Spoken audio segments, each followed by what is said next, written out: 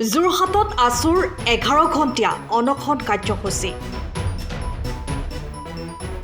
সদৌ অসম ছাত্ৰ সন্থাৰ আহ্বানত যোৰহাট জিলা ছাত্ৰ সন্থাই আজি যোৰহাট জিলা আয়ুক্ত কাৰ্যালয়ৰ সন্মুখত অসমৰ পৰা অবৈধ বাংলাদেশী মৌলবাদীক উৎখাত আৰু অসম চুক্তিৰ ৰূপায়ণৰে অবৈধ বিদেশী প্ৰৱজন সমস্যা সমাধানৰ দাবীত 11 ঘণ্টীয়া অনশন কাৰ্যসূচী ৰূপায়ণ কৰে। সদৌ অসম ছাত্ৰ সন্থাৰ আহ্বানত আজি সমগ্ৰ অসমৰ জিলা সদৰসমূহত জিলা ছাত্ৰ সন্থাসমূহৰ উদ্যোগত প্ৰতিবাদী কাৰ্যসূচী গ্ৰহণ কৰা হৈছে।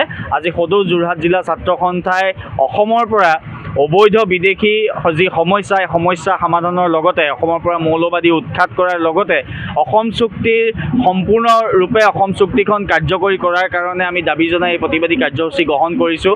আৰু এই প্ৰতিবাদী কাৰ্যসূচীৰ পৰা অসম চৰকাৰলৈ আমি দাবী জনাব বিচাৰিছোঁ, অসমৰ পৰা অবৈধ বিদেশী আৰু মৌলবাদী অৰ্থাৎ হিন্দুৱে হওক বা মুছলমানেই হওক সকলোকে ইয়াৰ পৰা বহিষ্কাৰ কৰিব লাগে। কেৱল মাত্ৰ অসম চুক্তি অনুসৰি 1971 চনৰ 25 মাৰ্চৰ পাছত অহা কোনো বাংলাদেশী কোনো বিদেশী যাতে অসমত স্থান নাপায়, অসমত সংস্থাপন নাপায়, তাৰ কাৰণে অসম চৰকাৰে ব্যৱস্থা কৰিব লাগে, ভাৰত চৰকাৰে ব্যৱস্থা কৰিব লাগে। অসম চৰকাৰে এই সম্পৰ্কত ভাৰত চৰকাৰৰ লগত আলোচনা কৰি এক চুক্তিৰ দ্বাৰা এই বিদেশীসকলক বিতৰণৰ ব্যৱস্থা গ্ৰহণ কৰিব লাগে।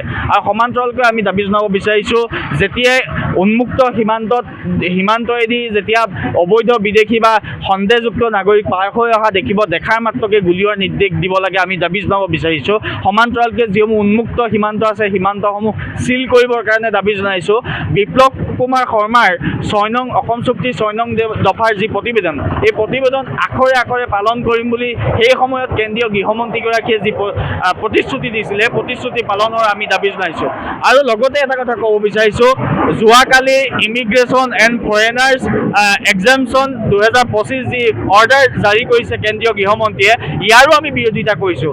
অসমত ইতিমধ্যে আমি কাৰ বিৰোধিতা কৰি আছিলোঁ? অসমৰ দৰে সৰু ৰাজ্য এখনে অতিৰিক্ত বিদেশী বোজা আমি কেতিয়াও ল'ব নোৱাৰোঁ, এই কথা আমি বাৰম্বাৰ কৈ আছোঁ। আজি 46 বছৰে অসমৰ ৰাইজে সদৌ অসম ছাত্ৰ সন্থাই আমি দাবী জনাই আহিছোঁ, আমি প্ৰতিবাদ কৰি আহিছোঁ, আমাৰ শ্বহীদ বৰণ কৰিবলগীয়া হৈছে। তাৰ পাছতো কিন্তু আজিৰ তাৰিখলৈকে বিদেশী সমস্যাটো সমাধান নোহোৱাটো অতি পৰিতাপৰ বিষয়। গতিকে আমি দাবী জনাব বিচাৰিছোঁ, অতি সোনকালে এই বিষয়টো সমাধান কৰি অসমৰ ৰাইজক আশ্বস্ত কৰিব লাগে। যোৰহাট জিলা ছাত্ৰ সন্থাই আজিৰ এই 11 ঘণ্টীয়া অনশনস্থলীৰ পৰা দুটা আশ্চৰ্য প্ৰকাশ কৰিছোঁ এই কাৰণেই যে নৰেন্দ্ৰ মোদী চৰকাৰখনে ভাৰতবৰ্ষক সমগ্ৰ বিশ্বৰ ভিতৰতে বিশ্বগুৰু হিচাপে নিজকে প্ৰতিপন্ন কৰিবৰ বাবে চেষ্টা অব্যাহত ৰাখিছে।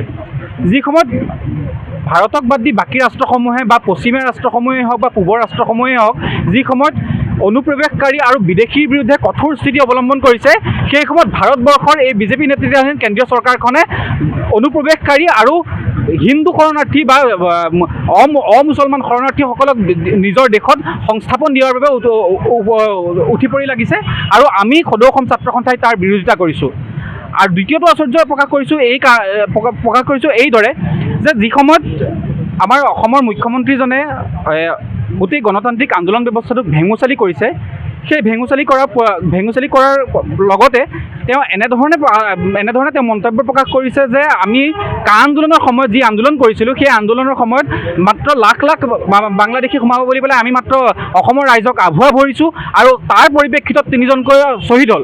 আমি তেওঁক পোনপটীয়াকৈ ইয়াৰ পৰা প্ৰশ্ন কৰিছোঁ যে যদিহে কেৱল মাত্ৰ 12জন আবেদনকাৰীৰ ভিতৰত 3জনে নাগৰিকত্বৰ বাবে যোগ্যতা প্ৰতিপন্ন কৰিছে আৰু 3জনেহে ইয়াত নাগৰিকত্ব বিচাৰি পাব, তেতিয়াহ'লে 5জনকৈ নিৰীহক কিয় গুলীয়াই হত্যা কৰা হ'ল? কিয় 5গৰাকী মাতৃৰ বুকু খুদা কৰা হ'ল? তেওঁলোকে 5গৰাকী নিৰীহক হত্যা কৰি কিয় শ্বহীদ বৰণ কৰালে? তাৰ প্ৰত্যুত্তৰ কেনেকৈ ধৰণে দিব আৰু তাৰ আহ্বান কি অসমীয়া ৰাইজে দিছিলে নেকি? সেই কথাটোৰ আমি উত্তৰ বিচাৰিছোঁ। অসমে 40 বছৰে আজি কৈ আছোঁ যে অসমত অনুপ্ৰৱেশকাৰী আৰু বিদেশীয়ে এক জ্বলন্ত সমস্যাৰ সৃষ্টি কৰিছে, আৰু এই জ্বলন্ত সমস্যাই অকল অসমকেই নহয় সমগ্ৰ ভাৰতবৰ্ষৰ জনগাঁথনিটোক ইয়াৰ পৰা বিপদাপন্ন কৰিছে। আৰু সেই আশ্চৰ্য প্ৰকাশ কৰিছে খুদ আজি প্ৰধানমন্ত্ৰীজনে যোৱা 15 আগষ্টত লালকিল্লাৰ ভাষণত তেখেতে আশ্চৰ্য প্ৰকাশ কৰিছে যে ভাৰতবৰ্ষৰ সীমামূৰীয়া যিসমূহ স্থান আছে, সেই স্থানসমূহত অবৈধ অনুপ্ৰৱেশকাৰী আৰু বিদেশীয়ে ভাৰতবৰ্ষৰ যি জনগাঁথনি, সেই জনগাঁথনিক বিপদাপন্ন কৰিছে। আৰু তাৰ পৰিপ্ৰেক্ষিতত ভাৰতবৰ্ষৰ অৰ্থনীতি, সমাজনীতি, ৰাজনীতি সকলোবিলাকেই প্ৰভাৱান্বিত হৈছে। আমি 40 বছৰ আগতে এই দাবী কৰিছিলোঁ যে অসমৰ পৰা বিদেশীক চিনাক্ত কৰি বিদেশী বিতৰণ কৰক আৰু তাৰ ফলত কেৱল মাত্ৰ অসমেই নহয় সমগ্ৰ ভাৰতবৰ্ষ সমগ্ৰ দেশখনৰে যি সামাজিক আৰু ৰাজনৈতিক ব্যৱস্থা সেই ৰাজনৈতিক ব্যৱস্থা কিন্তু প্ৰভাৱান্বিত হ'ব। আজি এই 40 বছৰৰ পিছত অসম আন্দোলনৰ 6 বছৰ আৰু অসম চুক্তি সম্পাদনৰ আজি 15 আগষ্টত 40 বছৰ সম্পূৰ্ণ হৈছে। আজি 46 বছৰৰ পিছত অসমৰ প্ৰধানমন্ত্ৰীজনে এই বিপদ আশংকা কৰিছে আৰু বিপদ আশংকা কৰাৰ লগে লগে তেওঁলোকে কিন্তু কা আন্দোলনটোক সম্পূৰ্ণভাৱে ভেঙুচালি কৰি কা আইনখন অসমৰ ওপৰত জাপি দিব খুজিছে, দেশৰ ওপৰত জাপি দিব খুজিছে। আমাৰ স্পষ্ট মত অসমে অতিৰিক্ত 23 বছৰ কাল অবৈধ বিদেশীৰ বোজা সহ্য কৰিছে আৰু অবৈধ বিদেশীৰ বোজা সহ্য নকৰে।